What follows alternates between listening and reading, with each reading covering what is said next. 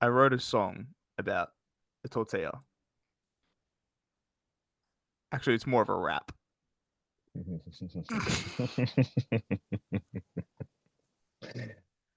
I can see where it got you. that's that's really interesting. I don't know if it's because I'm really tired, but that's the funniest joke. Nah, I think you had one better the other week, but that I can see why. Oh, fuck, that's good. Wow. Yeah, we're broken, just like the glass.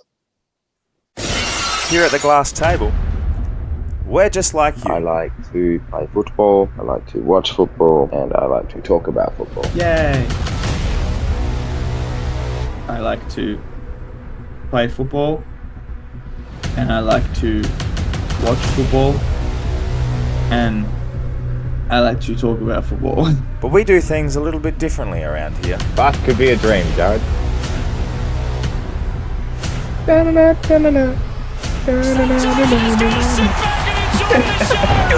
Stupid sexy. Sit back and enjoy the show. Hello, everyone, and welcome back to the Glass Table. It's episode 87, which is probably the equivalent of the most out number in batting for cricket. Terrible 87. Yeah, I like that. That's very, very good. There you go. You come up with a joke, I come up with a fact. How about it, Jared? Welcome back. It's very, very nice to be back. As you said, obviously, episode 87. We've had another week of footy, the last week of the bye rounds. Thank the Lord for the last I've week of the bye rounds. Never been happier. It feels like they go for, I think I saw a stat, it was like 9 of the first 16 rounds were impacted by buys, and I was like, what the fuck is that? So very Why? glad it's done. Very excited Why? very excited for full weekends of footy to be back, and very excited to be back recording with you. How are you feeling after a bit of a tumultuous week in terms of personal stuff? Like, we usually talk about footy in this, but it's more of a, I mean, it's footy related, but it's less good. Yeah, I'd show you, but it's not safe for work. It makes it sound like you've you've done something Oh, in the area that's not very good. well, I don't know how you fucking classify it, Joe, but it's not very good wherever you put it. But Yeah. currently mine's in two. It's the Achilles I'm talking about. Yes. Yeah. It seems to be Tuesday. the in vogue injury at the minute. Like, you know how there's like injuries that happen. You know how like syndesmosis was like last year's thing, and like Hamstring awareness. Yeah, hamstring awareness was like the year before. It feels like Achilles this year, and you've just gone, yeah, that's me. I'll join the party, which is just terrible.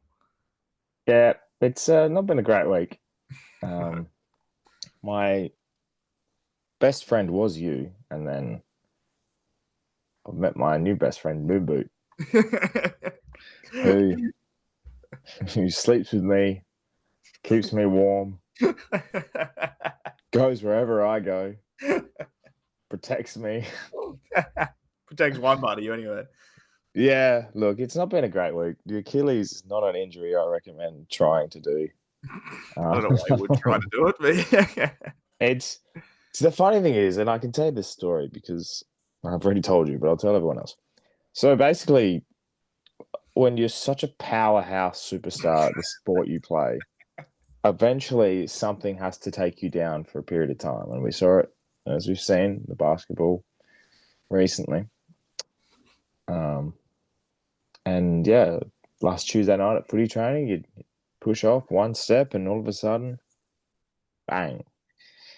Heard like, it was sounded like boots clapped together. Thought my boot came off, took one step. And this is how you can tell you've done your Achilles and done it fully, not a partial tear, it's a full rupture.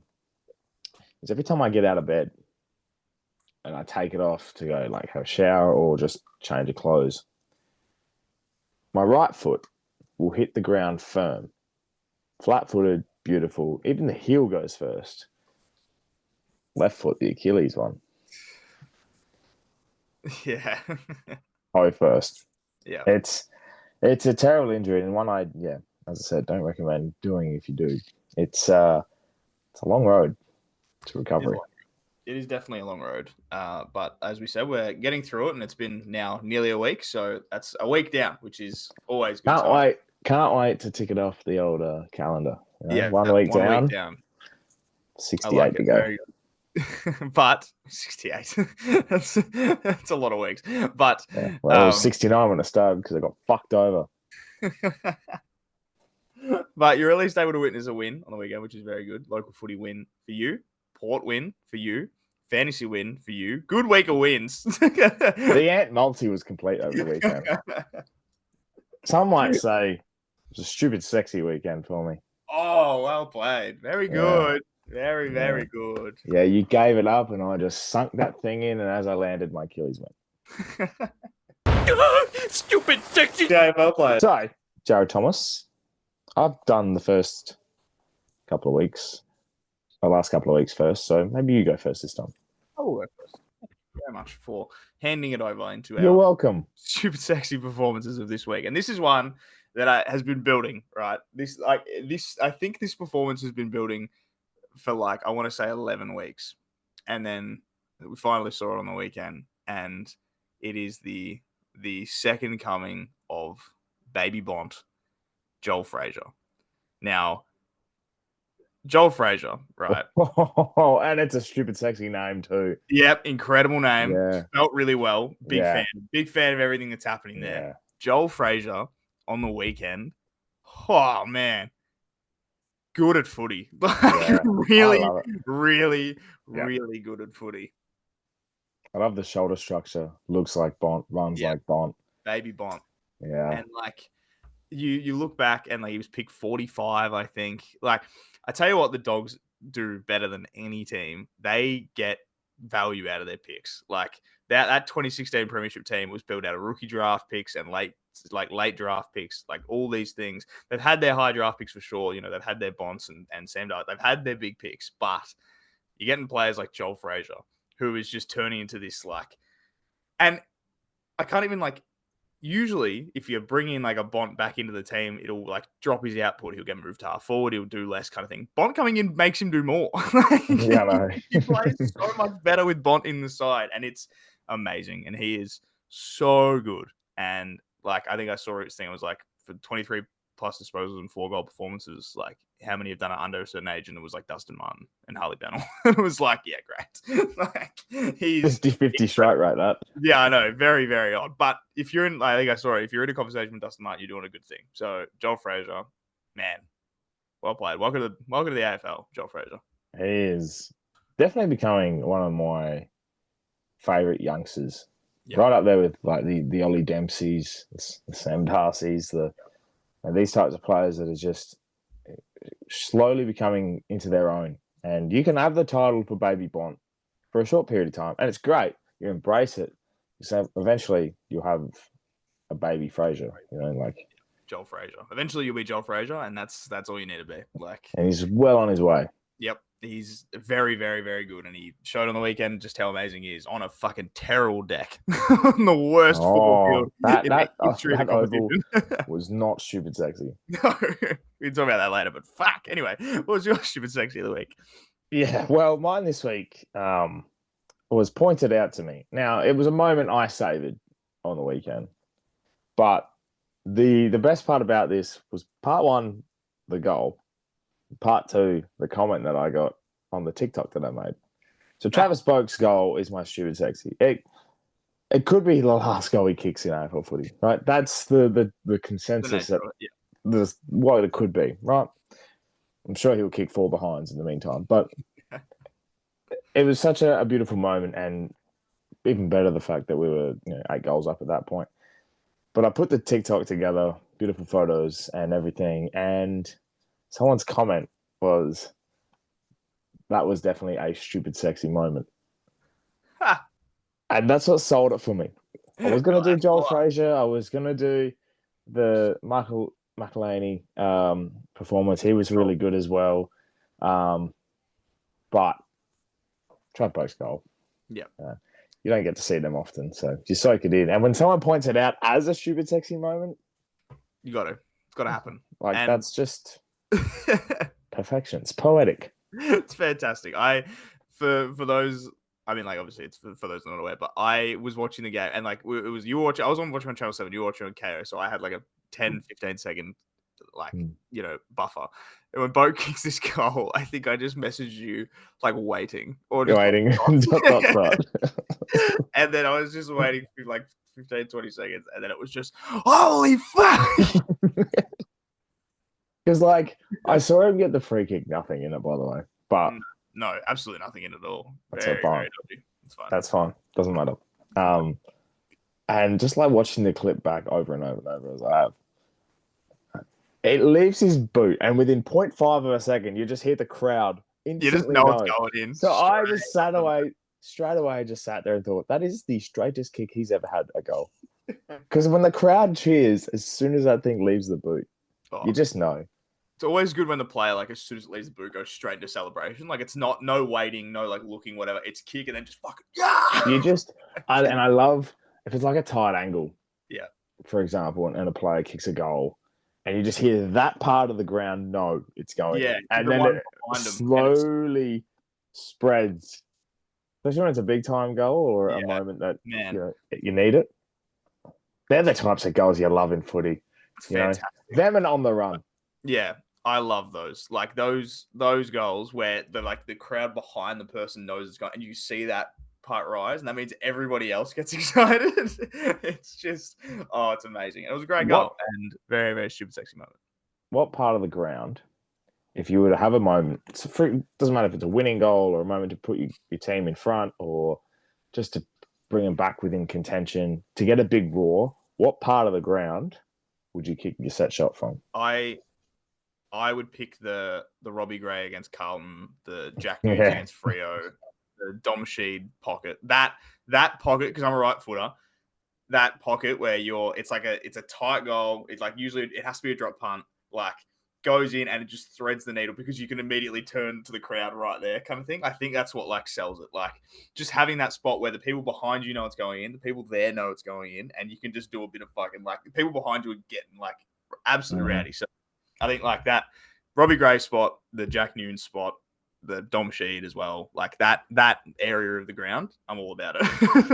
What about you? Same vibe? Exactly the same. Yeah. I think it's the drop punt aspect of it. Yeah.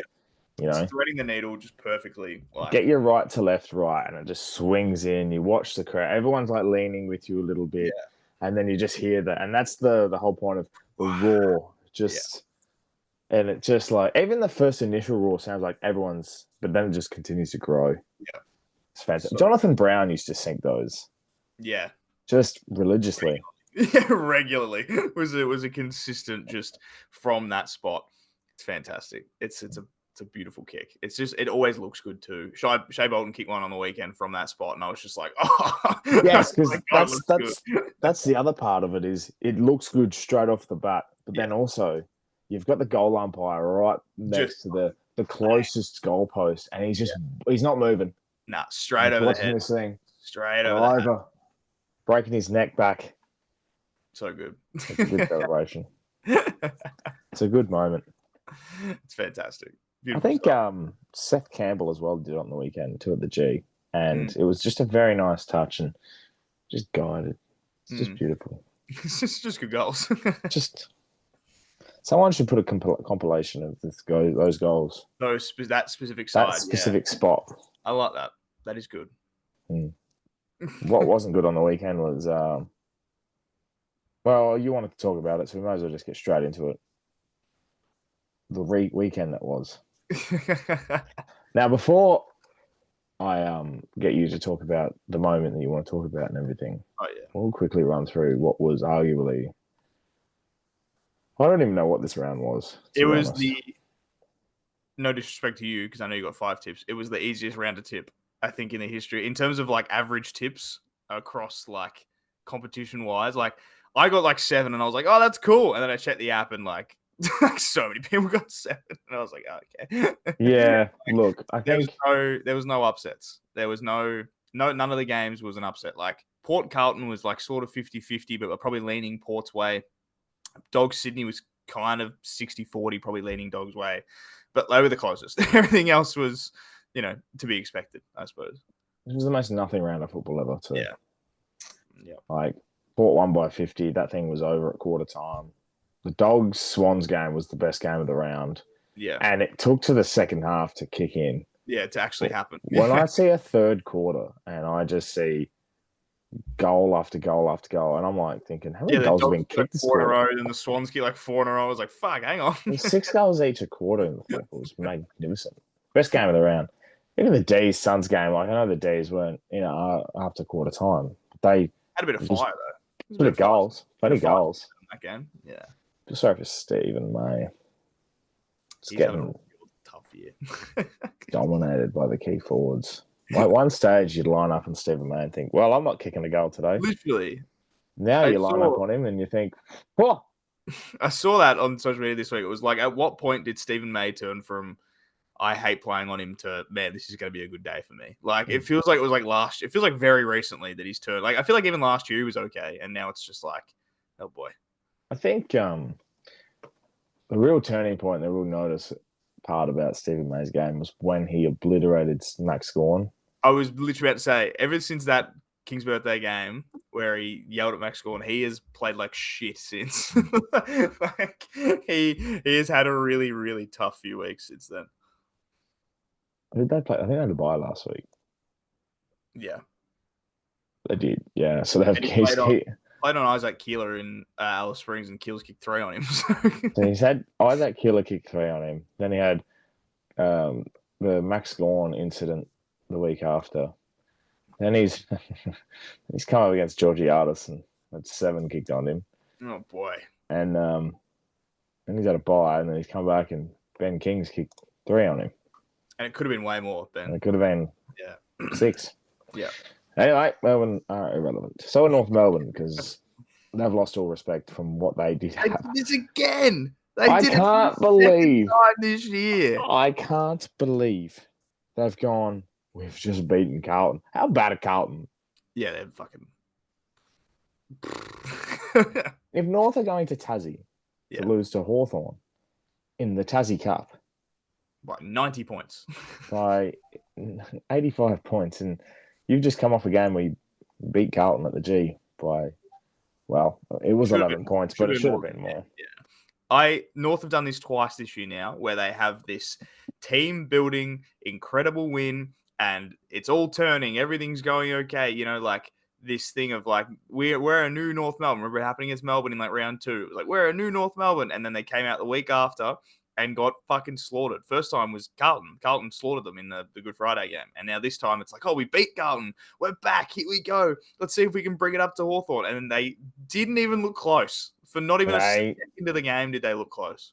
They shut off at 3/4 time last week and haven't turned back on yet. Literally. They were really, really, really bad.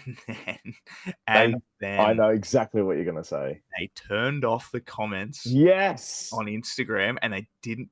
They posted it on Twitter and then deleted it. What on earth is that? If there's one thing you never do, you never do that. You never turn off comments. No. And people will comment on like our posts and stuff, being like St Kilda being like, I can't believe you kept the comments on. I'm like, doesn't matter. I'll of course, like it's a chance for people to voice their opinions, and good or bad.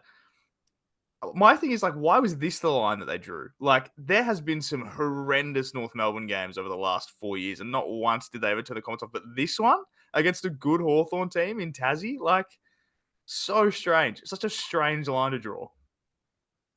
I think people got more angry at the fact they turned it off than the actual performance. Because, like, I'm taking the win against Carlton, and yeah, sure, you got pumped by 85 points against the Hawks. Bad comments, but it won't be that bad. Like, yeah, you're gonna get your standard in every team's comments. Drop these players, sack the coach. This isn't good enough. Blah blah blah. It's the same everywhere. It was never going to be any worse than what you've ever experienced before. So I don't know why they drew the line this time. It was so weird. Such a weird thing to do. I think that's just one of the biggest no-nos in football. In terms of like the Dogs didn't post it against the Eagles the other year, and they still get flamed for it now. So always post it and always allow your fans to comment, because they need a chance to voice their opinions too. They are a very key stakeholder in your football club and the money that comes into your football club. Let them voice their opinions. They're allowed to. Obviously, if they're over the line, then you act on that. You delete it. You can do what you need to. But let the people that are going to be respectful have their opinion. Couldn't have any better words spoken by the person that knows best as well. So, very well played. The next game, we obviously very quickly go through the rest here because at the end it's a story that I really want to hear because it's been teased about. I nearly got a tattoo Saturday night. For 3 quarters, I was looking up tattoo parlors in Adelaide that you could go to. I tell you what, I was nervous. And you know what's worse, mate? Hosting a quiz night and seeing at halftime that the Eagles are up by 9 points or whatever it was, and I'm sitting there going, I shouldn't have won. All you can think about is Aussie. I'm thinking, fuck, is this thing going to be coloured or is it going to be black and white coming out of my head? Do I have to have colour on it? How big does it have to be? I didn't really put down the measurements. What the fuck am I going to do? But in the end, Collingwood saved me. I'll tell you what, Collingwood have looked at this 2-game stretch at Marvel and gone, geez, we're not in good form. Nah, I mean, like, we're just tipping wins. This one, like, they played a few kids. Like, this one's like, all right, you can get away with that. That's okay. Obviously, Bobby Hill was laid out, so their forward line was fucked, like completely fucked, and they still came away with the win. So, like, that's fine. Yeah, I don't think they're stressing. I think like they were like, man, Saints aren't very good, and they were pretty good for 3 quarters. West Coast were the same. They were pretty good for 3 quarters. They're probably a bit like, shit, wait until we come up against a real team. And they got Carlton this week. Fuck. I tell you what, if they get a boil over on Friday night, that'll be... I won't say I didn't see the signs. Yeah. But I saw the signs. Yeah, exactly. We'll hold it for then. Sunday was... Well, I just don't like football not being played until 2:45 on a Sunday. And the fact that I had to wait to see Richmond Adelaide is worse. And it was a terrible game. Richmond didn't want to be out there. They just wanted to bash it. Well, one person wanted to bash it. One guy wanted to bash everyone. Tom Lynch. Now, I can sympathise with the fact that I watched the whole of this game. And I generally believe... My apologies for having to do that. Yeah, let me tell you, when you have a torn Achilles, you have 3 hours sleep, you're working, and you've got to watch the Crows pummel a Richmond outfit, and it's 2:45 on a Sunday, and you're extremely tired. Not the best concoction to have. No. But anyway, I watched it. And when for pretty much the whole game, your key forwards being held, thrown out of the contest, pummeled, not getting a look in, not getting looked after. The boil over was going to happen for Tom Lynch. That was fucking... I understand a boil over. Punching a guy in the back of the head. Yeah, but I don't want to be the devil's advocate, but you could just, the frustrations were there. He was not getting his way. He wasn't getting free kicks he should have gotten. And eventually you snap. And he deserves whatever comes his way. You can't be doing that on a footy field. You're a leader in front of these Tiger Cubs that are trying to play their heart out, playing for a spot. You've got Jonty Fall. You've got Thomas Sims. These players that are around you that you're supposed to guide.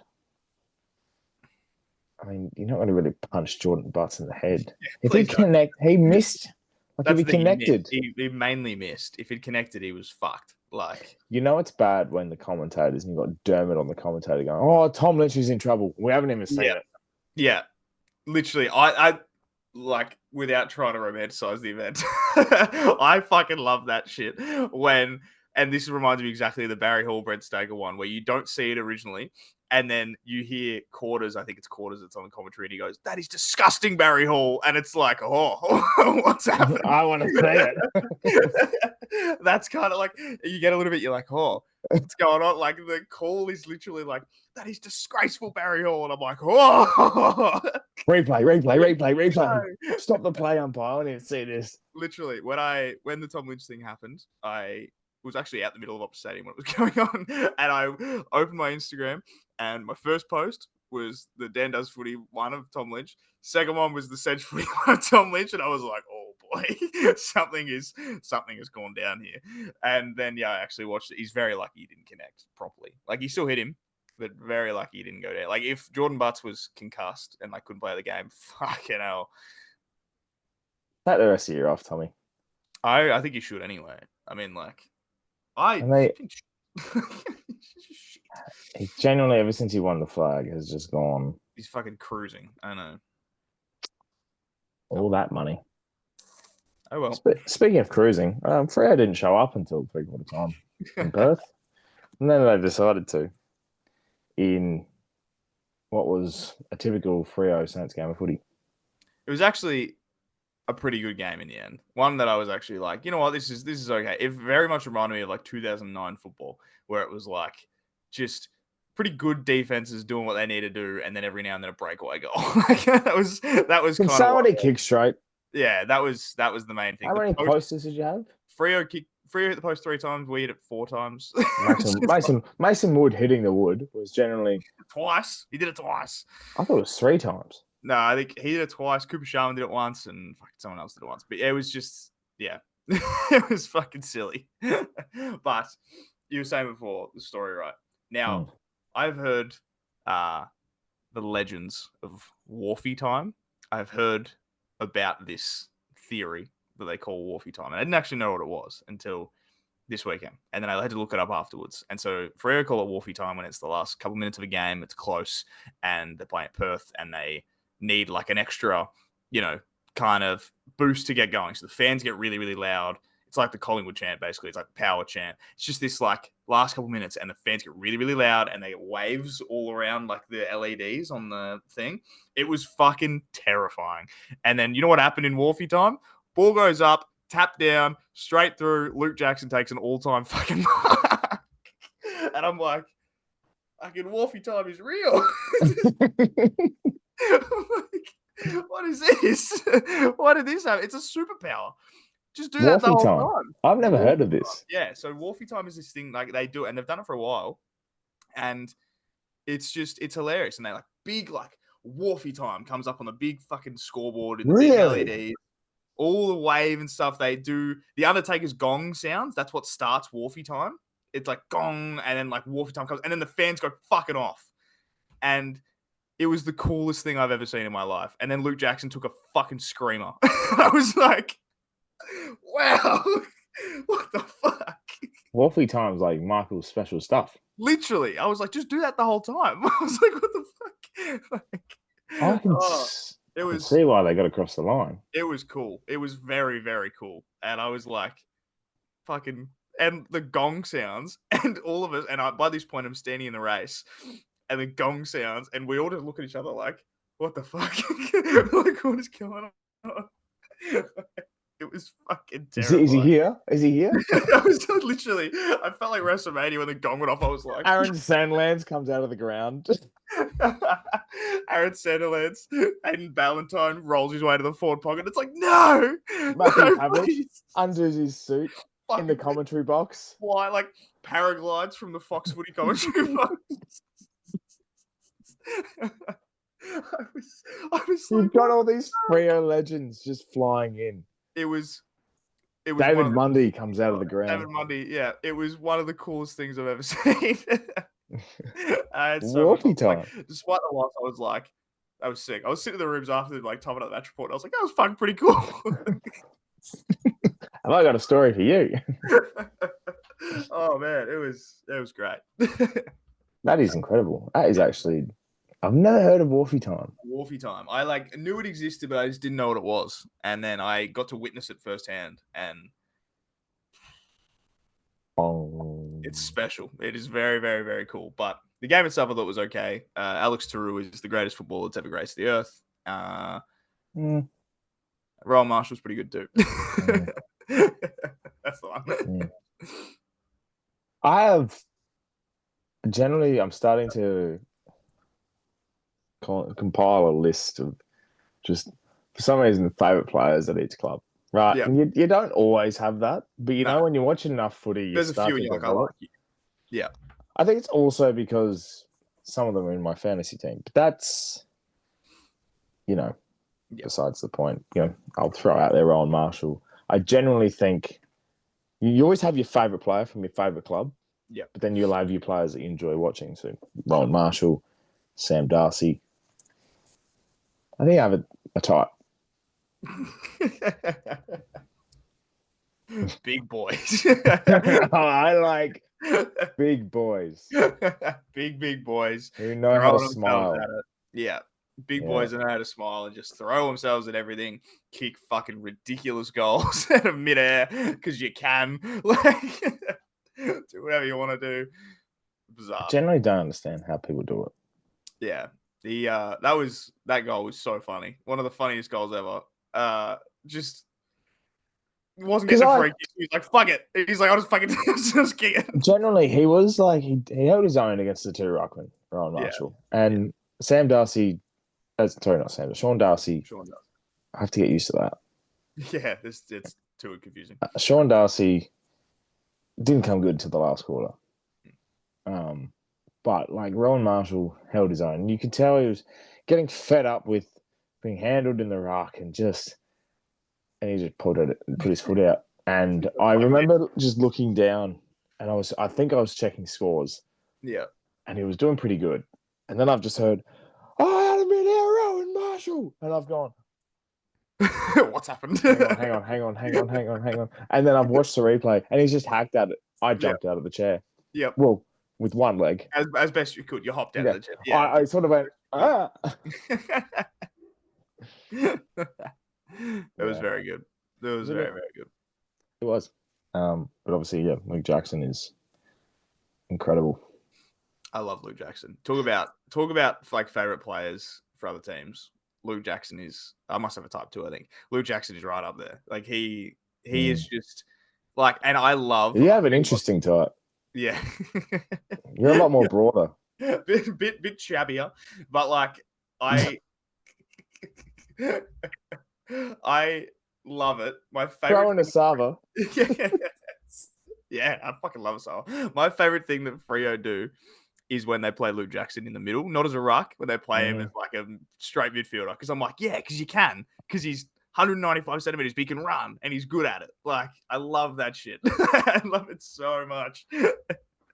It's so good to watch. Yeah, he's a unicorn. Which brings us perfectly to our next. What a segue. We argued about this. I don't know. I don't think people know the definition of a unicorn. Not specifically, no. No, because it's like, in football terms, what are you trying to use it as? Because people are like, oh, unicorn, one of a kind, its own fantasy, magical place. You find these things. They're always painted as these beautiful creatures that you never find, never see. Rainbows come out of their ass. I watched Death by a Unicorn the other day.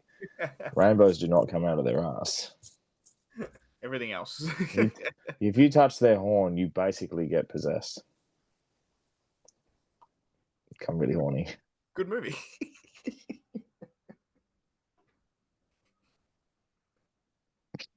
Find a way to derail it. But no, in AFL terms, a unicorn has been described as Sam Darcy.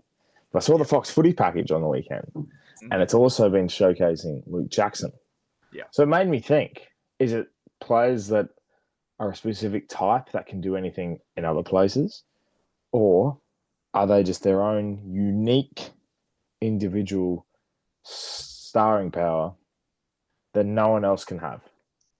I like to think it's that second one of like you've just never seen a player like it before. Like you look at, for example, Sam Darcy, and like he's this tall but very athletic guy, and like you don't see that roll around very often. Like he can kind of do whatever he wants. He's not slow, like he's quick, can kick, go, like has a great set shot, takes whatever mark he wants. Like he can swing back if he needs to.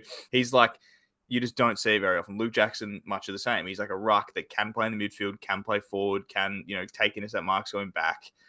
It's like those players that you just don't ever see. And yeah, it brings into the conversation of like, what other unicorns have there been like, and you can think of. And the example I used earlier of a failed one was Nick Cox for Essendon, and not necessarily his fault. He suffered a lot of concussions, and his career is probably in jeopardy with the amount of concussions he's had. But when he first got drafted, it was like he's a unicorn. He's like 200 centimeters, but he plays on the wing, and he like runs and kicks and carries. Like, he's not a ruck, but he's a winger. But then it obviously never turned out. But if you did see something like that, it's like, that's pretty cool. Well, So Mark Blitzarves is that. yeah, exactly.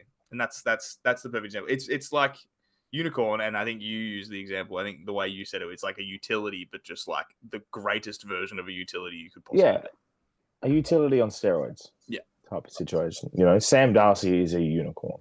Mm-hmm. Luke Jackson is a unicorn. Mark Blitzarves is a unicorn before the Before it really definition of became a term. unicorn. Yeah. Because the amount of times I heard the word unicorn over the weekend, if you took a shot every time the broadcaster said unicorn, generally you got been pissed by 8:30. You know? They love it. They love it. It's just, and it made me think, right, well, there's a couple of others that I think you can throw into. Because if you're going to say a tall utility that can do any position so well, then, you know, you Sam Darcy, you Luke Jackson. Dan Curtin. Yeah, showed from on the the weekend. Crows. Showed on the weekend how amazing he can truly be. And he will be very, very good, Dan Curtin. I'm glad Adelaide have finally decided to play him, because they didn't do that for a long time. But like, Dan Curtin is absolutely one of them. I think TDK is probably another one where he's, you know, could probably put him in a lot of different spots on the ground and he can do it pretty comfortably. Like, it's those tall players that if you need them to do a job, they'll do a job. And Miles Bergman. Miles Bergman's an interesting one. Miles Bergman is a controversial unicorn. Yeah, because I wouldn't classify him as a normal, what you would other classify as a unicorn. I just don't think. I think he fits into the conversation topic. Whether you rank him or not, it's up to, I think, best judge of your own. Because the term unicorn has been thrown around way too much. And if you want to make it a part of it, you can't have any more than, say, 3 or 4 unicorns in the AFL. Yeah, I think that's the number one thing. I think it needs to be one of those things where you can't give it like a rank to like a bunch of players. It's like there's like 2. It's like Sam Darcy is definitely one, and Luke Jackson's probably the other. And then everyone else is kind of fighting to be one of those, or be, you know, recognized as one of those. Well, if Miles Bergman's not a unicorn, he's definitely a Port Adelaide player in 2026. That's well, not breaking news as of right now, but that's almost. Sign the dotted line, Miles. I was going to say, it's not Sign breaking the news, but dotted it's line. very, very close to happening, I believe, as of us recording right now. By the time this comes out, it might have happened, but we are not entirely sure yet. So it's just very good news. And it led us to have a conversation before where we think that Messiah Wangani Malira will be signing for St Kilda. And on the fact that Port and St Kilda are very linked in these 2 players, in Bergman and Naz. Like, it was if Port picked up Naz, then Bergman was probably coming to St Kilda. That was probably like how it was going to be. And then so I look at the news, and like as a Saints fan, as a Ports fan, you look at Bergman signing, you're like, great, that's awesome. How good's that? Like, one of our young upcoming stars has been one of our best players this year. He's re-signed. That's awesome. Especially after losing Houston last year, it's like really good to be able to keep this one. Yep. As a Saints fan, I look at that and I'm like, Port's signing their halfback because they're not taking ours. You know what the problem was? The problem is, right, I reckon this has all happened simultaneously because I go, right, well, Miles Bergman is up in the air. Yeah. Change of heart maybe in the last couple of weeks. And then I've gone, well, Josh Siddon's just signed a 2-year contract extension. And, you know, well, we could have just thrown that in the bundle. Yeah. Right? Came up with a very good thing today. It was like, we sign sins, not tragedies. That's very good. Panic at the disco. So happy.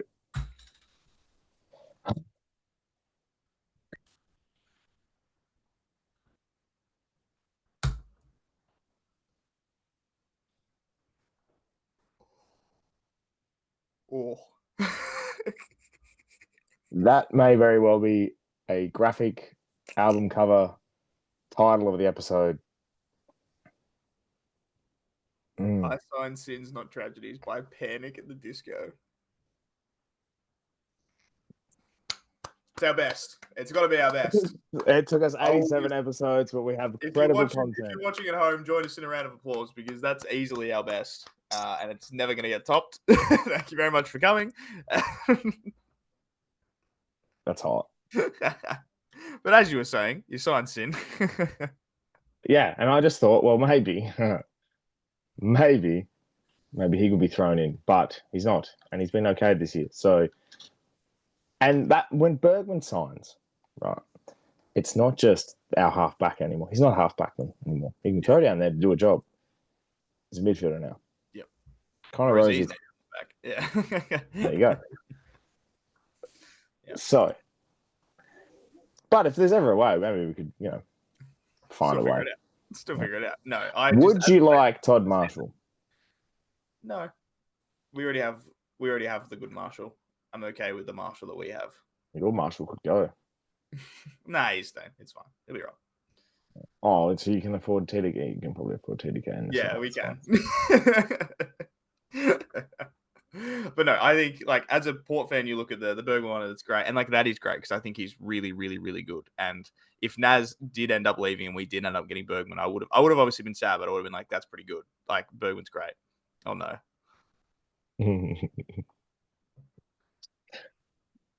Panic at the Disco, the Ballad of Miles Bergman. You make a full album now. Could. I generally could, and this is a problem. This could be this is so derailed. But no, Port fan, you look at it, you're like, that's great. Saints fan, I'm like, could be a good sign. It would be a good sign. Well, I don't hate the fact, and this is the one point I truly did want to make, because I don't hate the fact that we put the feelers out. You've got best mates hanging out, having Yochi, all fantastic. Players do it all the time. It's just weird timing that he had out of contract, right? Players are so smart these days, I think. They get no credit for what they desire. Bailey Smith, perfect example in my opinion, was all good at the Dogs, fantastic, unfortunate injury. And when you're distanced from a club, you look for ways to get yourself involved, and eventually you might fall out of the way and find your way to another club. And look at the turnaround he's had. Fantastic. Players know where their best footy can be. And I think the Saiwang and Malira will know his best footy can be at the Saints. He can take that young side and become a star. And that's the thing. He's got his mates. He's got this young team around him. And Bergman's the same. It's their current right now. They're probably going to play their best footy where they are. Correct. But also, you go out and go, all right, St Kilda. You don't dig out of your hole that you're in. 2 years' time, will Ross be there? Josh Carr.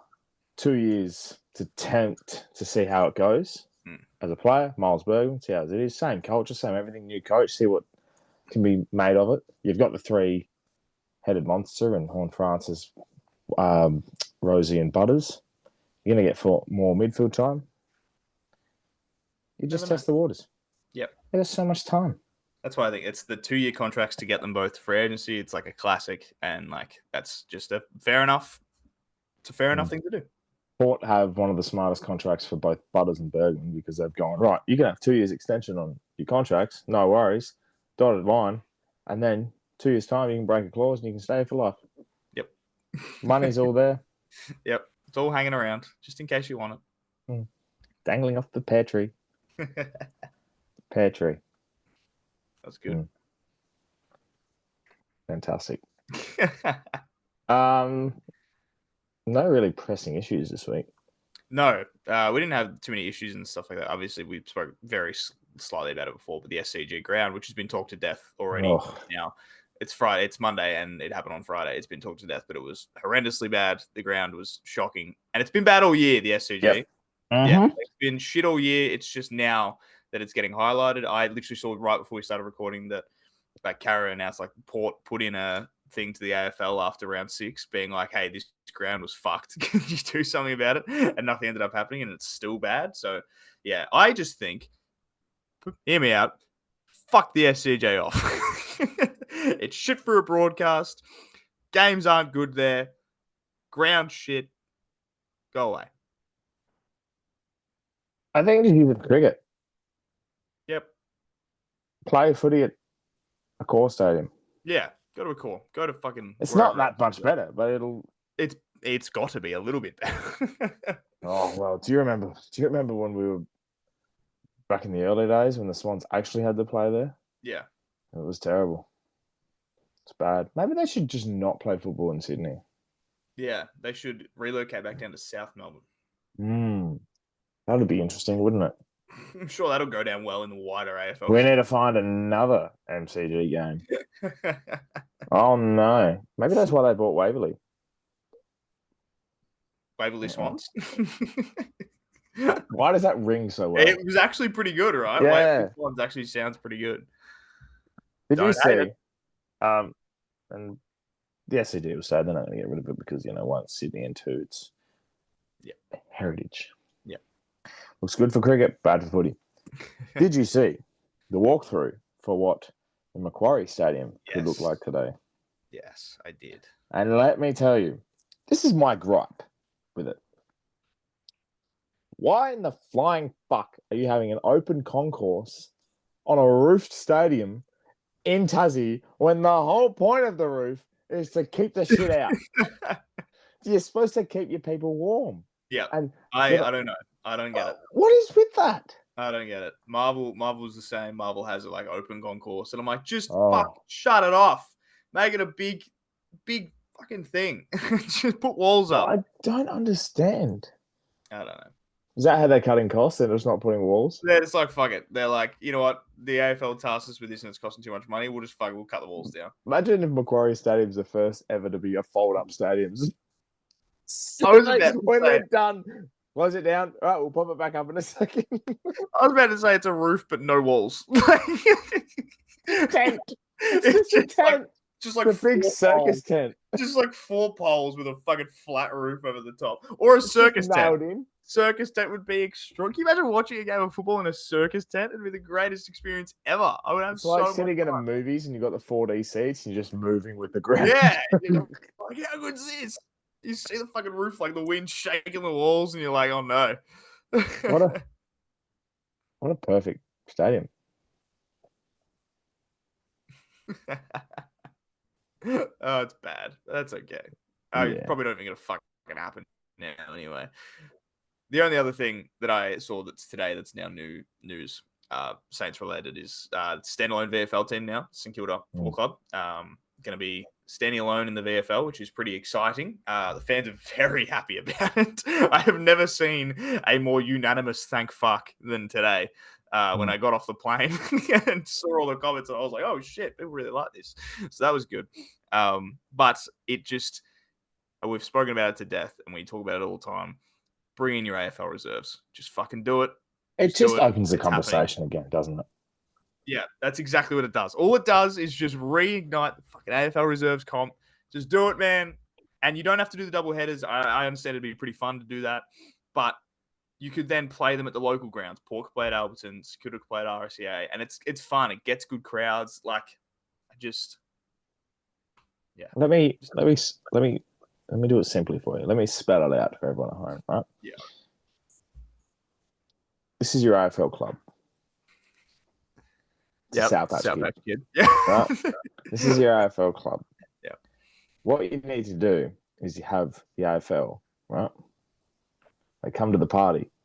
They join hands. AFL reserves. I like it. You don't have to be sour about it. You just have to do it. Just do it. That was good. I'm happy with my work. Very. No, AFL reserves. Very happy with mine. Yep. Do it. It makes life easier. The only other thing I had this week is just Carlton. Oh, Carlton. Sad. That's it. Yeah. It's really, It's really a- sad.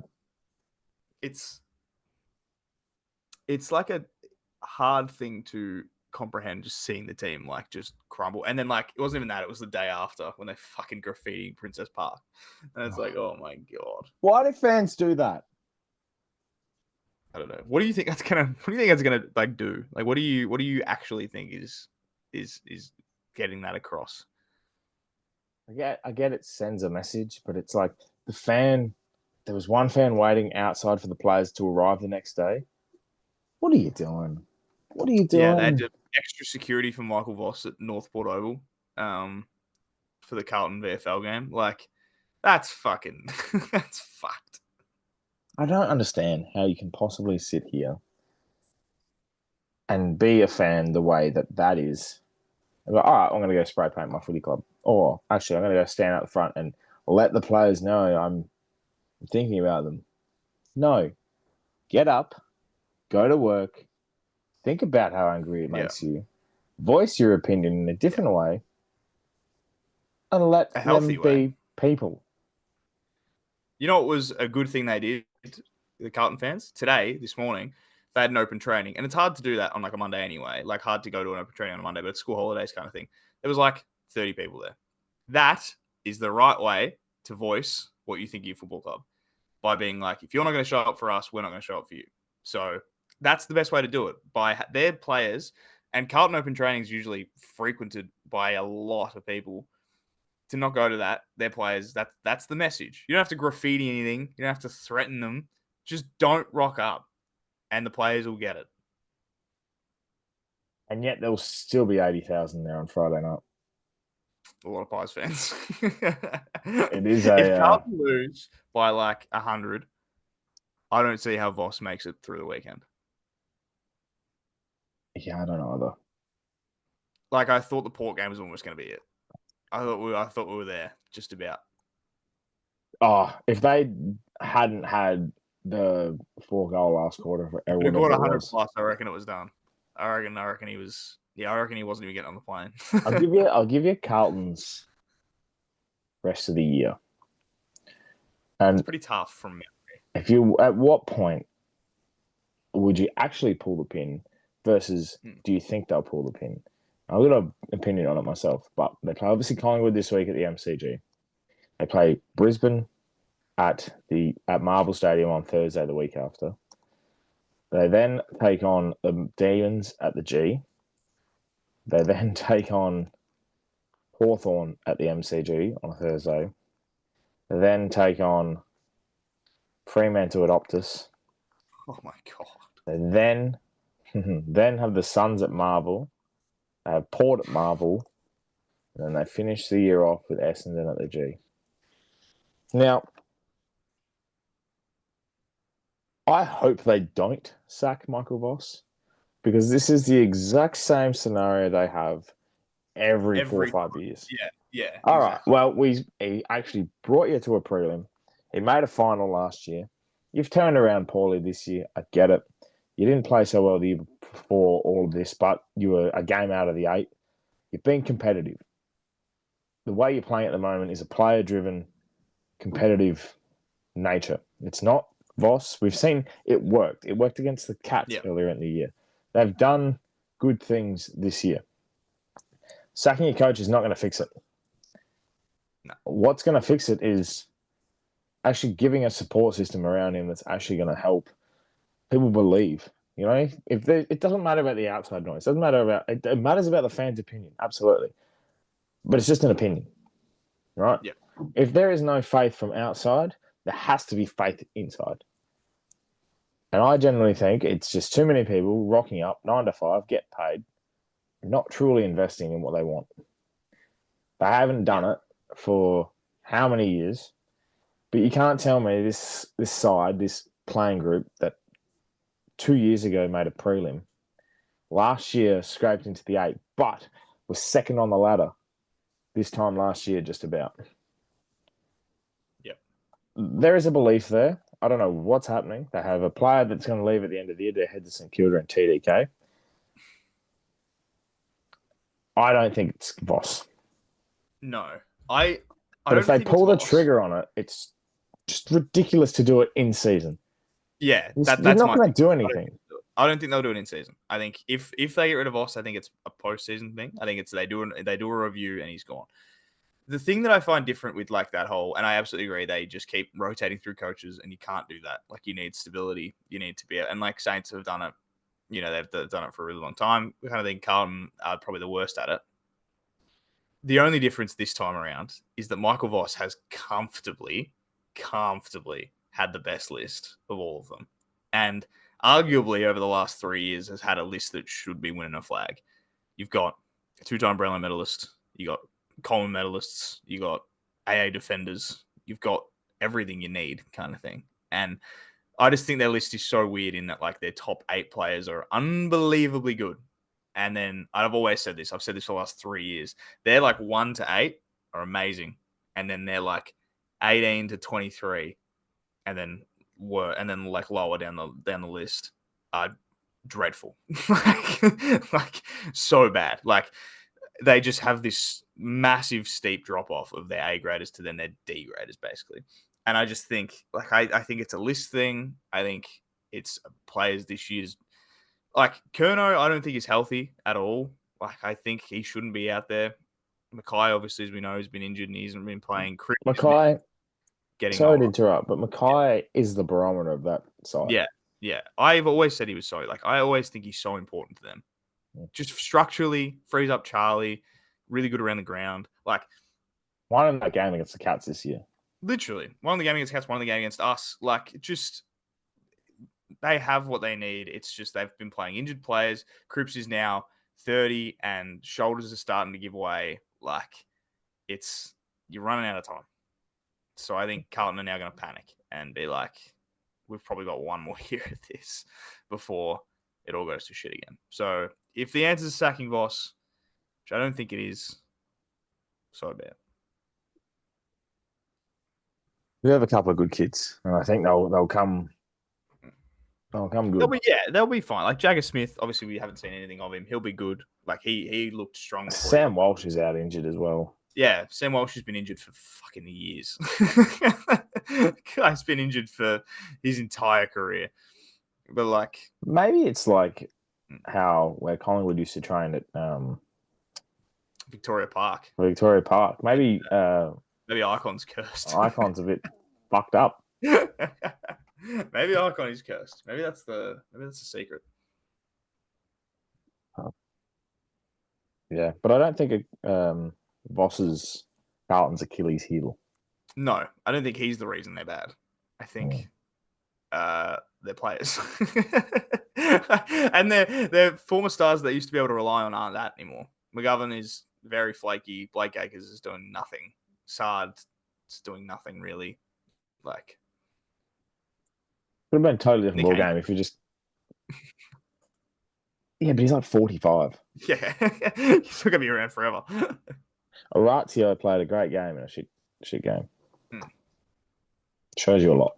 Yeah, but hey, that's okay. Shall we do some tipping? Let's do some tipping. A 7 out of 7 this week, Jared. Yep. So did a lot of people. So did a lot of people. There's a lot of sevens this week. Like I said, I tipped very poorly. You were going for the upsets early to be like, you were trying to make your way up.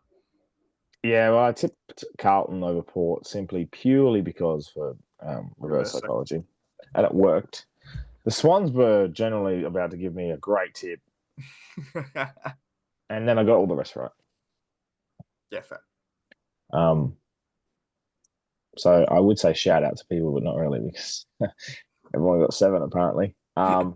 Geordie 577 is sitting 2 points, 2 tips clear. He's getting closer to that Prezi voucher. He can see it. It's in his sights, and he hit the ton this week. You can see the Prezi voucher, which is very, very good. Nato, who's ever since we said he got that 9 out of 9 1 week, he's just sat in second place. Yeah.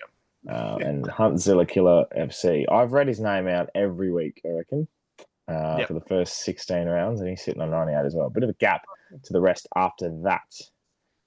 I'm sitting in 28th. You are sitting in 12th. 12th. Oh, nearly cracking the top 10. I'm close. I'm hunting. Did we put something on between the two of us? We did. I think there's a carton involved. Yeah, I think it was a carton. Yeah. Fuck. You got work to do. 5 tips back. You reckon? You reckon I've got work to do?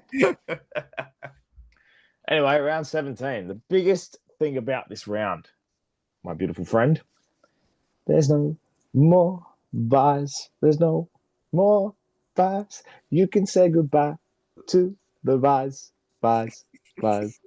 There's no more buys. And, I mean, it's not a good thing. Doubleheader on a Friday, that's pretty weird. And it's the worst games ever. One of Collingwood Carlton is always fun, regardless if the team's bad or not. That's always a fun game. So I'm okay with that. No one is going to watch Eagles Giants. I'm telling you that now. No one will watch that game. How's the AFL? How's the AFL going? Right. No more buys this week, but guess what? The first 3 games. North versus the Dogs, Carlton versus Collingwood, and West Coast versus the Giants at 10 p.m. Yep. Bad. But the only good thing about that doubleheader is the only game they got rid of was the late Sunday. So that's fine. Nah, I disagree. Reckon? Yeah, I love it late Sunday. Nah. Well, I can sit there, right? Just before you're going to have dinner, you can see what's going to happen in the final game. Then you get the fallout. You can either roll into bounce or you're stressing about the lockout of fantasy. And, you're riding the last bump. I don't want to be doing that at 5 o'clock. I'm just waking up. Yeah, I suppose. And look at the game they've given us for it.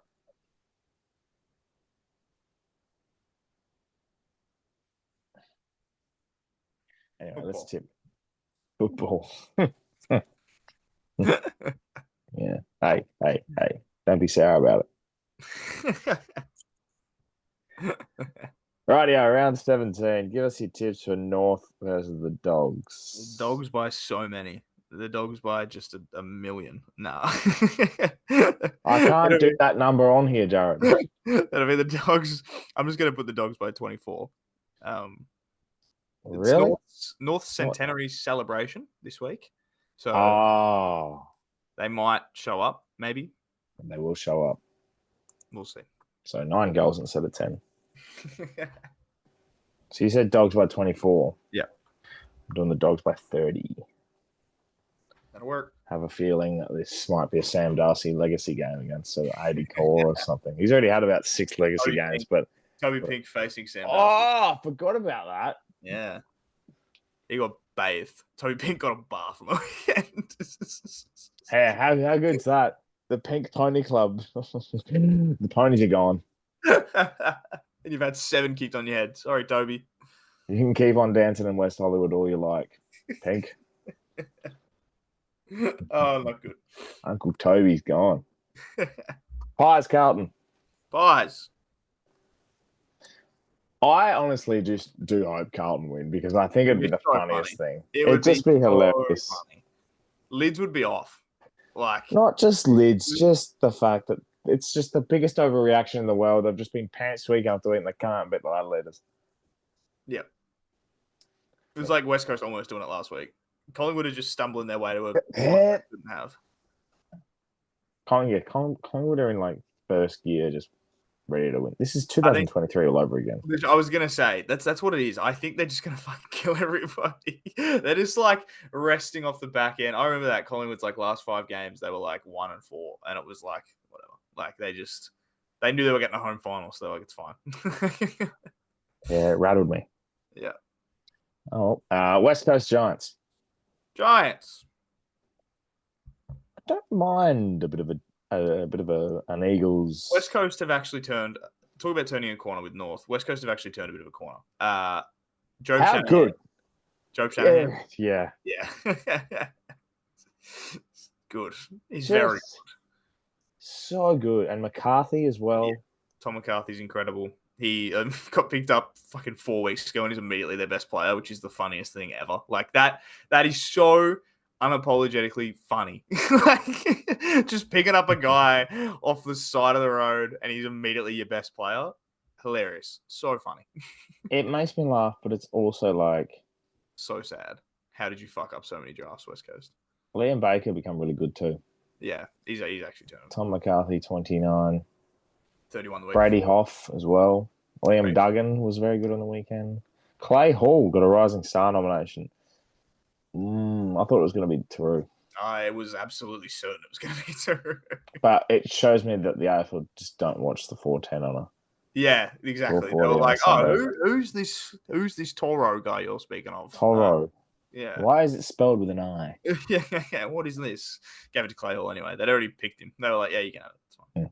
Never heard of Clay Hall. But anyway, the Giants for me as well. Essendon Suns kick off at 12:05 on a Sunday. Early. I tell you Doubleheader what. at Marvel Stadium. Doubleheader at Marvel Stadium on Saturday, people. How good's this? Yuck. Suns. Yeah, Suns, but I don't think Essendon's going to play that bad. I don't think it'll be a blowout. Yeah, I agree with that. Actually, it's a rematch of the old McAndrew game at Marvel. True. Essendon lost They another remember. 3 people and they didn't play. Yeah. Essendon had the worst week of anybody and they didn't even touch the fucking field. So that's really funny. How windy is Windy Hill? Enough to fucking blow 3 people over and injure them all. And it's the players' names that just get me. It's just like Langford, yeah. Redman. Yeah. You just expect those names. Yeah. You see Parrish and you're like, oh, really? Shock. Fucking crazy. Langford, another hamstring. Oh, wow. Surprise. Wow. Mason Redman probably did another hamstring. Yeah, Jordan sure. Ridley probably walked out the door and fucking did a calf. That's just what he does every fucking week. Yeah. Injuries are their Achilles heel. Oh, well, they'll live to fight another day. The Cats are going to beat Richmond by about 170. Jeremy Cameron might kick 18. Fred Fanning, watch out. Is this game at 3-4? What happens to Noah Bolter in this game? He'll make it back. Might have to miss the last quarter. If the game ends and there's no traffic going back down the highway, he'll make Isn't it it back. 6 p.m. is curfew? No, it's 10, isn't it? I thought it was 6. Oh, if it's 6, then he's not playing. Or 9 p.m. Maybe it's 9. And ends soon. Yeah. Interesting. I think he misses it. But the Cats will win by 1 million. Yeah, Cats by 1 million. Jeremy Cameron kicked 25. Brisbane, Port Adelaide at the Gabba. Brisbane Port is such a weird. It's going to be Brisbane by 6. Weird results. Yeah, right. Like that was my thought. Brisbane by 60 at the Gabba. If it was at the Adelaide Oval, would win. I can never get out of my head that day when you wore the retro jumper and got fucking smashed. Like that's a game that's never ever gonna leave my brain. Brisbane Port. I'm gonna do the like last week. I like it. That's good. Brisbane Worked last time. If we win, we will make finals. It's a big call. It's a massive call, in fact. It is. I just think it's just like something about us that might just have a late charge. That is a massive call. There's just like, I know it's 2 games, bit of percentage. I don't trust the Suns. I don't trust the Giants. Freo, I don't trust the Hawks. gettable. I trust the Hawks. You can't pants and North in Tassie by 85 and beat the Crows in Tassie in the worst game of football and not be trusty. There's still an opening. There's still an opening. I would have said the same thing about Sydney, but I know it's a tough run home. I know, right? We played the likes of Adelaide, Hawthorn, Geelong, Fremantle. If you win all those games, you play finals. But you just never know. You got the talent. Yeah, I'm tipping the Lions as well. Saints, Hawks. Isn't this the game that you do the cup? Blue Ribbon Cup. Blue Ribbon Cup, and you wear the checkered. It's also the Josh Battle Cup for the first time this season. Be a close game, I think. I don't think it'll be a. Oh, I don't. I'd like to tip you, but I think Hawthorn are in that position of the year now where they're just like, all right, let's change this up. There's a top 4 spot up for grabs. They're right in the mix for it. And yeah.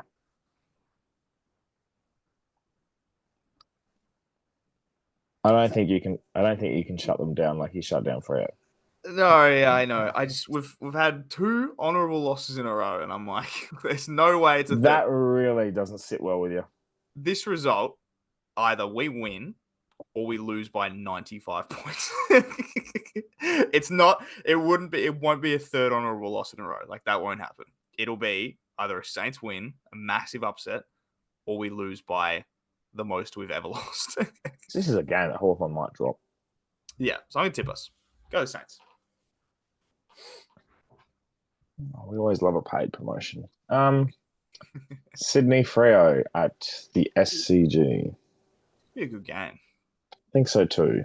And Sydney they're getting their players back. And I think they're going to be the ones. You talk about clubs that will do some damage to teams making finals and back in. Yeah. Sydney are the ones. Errol's back. They're all back. Papley, his starry eyes. Thought he was going to kill an umpire. That was so funny. He generally was going to kill someone. Such an angry man. I'm actually going to tip the Swannies. Somehow they're favourites in this, which is really... Yeah, CG does everything for it. Yeah, I'm going to tip the Swans. Oh. Last time we watched these 2 teams play last time, and Logan McDonald had a shot on goal after the sign. What a great game. Right after he'd signed his contract. He'd just signed the contract and he hasn't been seen since. Nah. I'm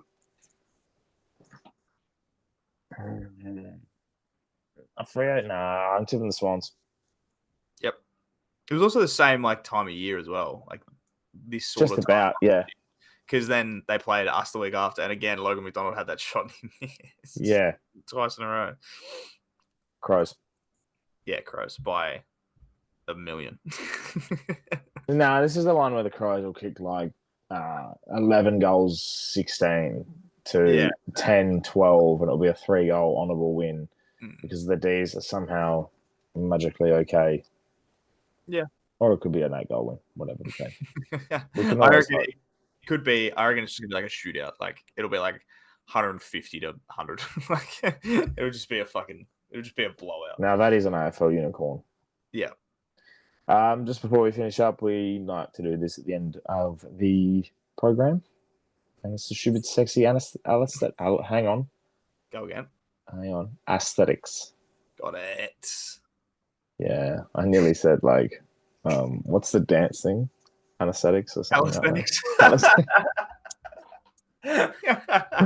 I knew it was there. It's around there somewhere. Calisthenics. Yep. A fucking weird name for a dance. North Dogs, they're the same. Yeah, same. Royal Blue. Carlton, Collingwood, they're the same. They're the same. And neither team will fucking wear their away kit because they refuse to do it, and it's the biggest jumper clash of all of them. Just fucking wear it. Collingwood wear the white one. Why can't do it? Wear the white one. The Carlton home game as well. Yeah. Correct myself before. Giants, Eagles. Well, it would be good if there was more Giants fans. If there was any Giants fans going, it'd be good. But Suns, they're the same. Red. Geelong, Richmond, very good. Yep. And Richmond fans will go too. So the yellow contingent will be very nice. For Brisbane, Port Adelaide can be good. That'll be good. Port fans show up. They will show up. There's a lot of Queensland and Port fans for some reason. Interesting. It's warmer up there. Hawthorn, St Kilda, best of the round.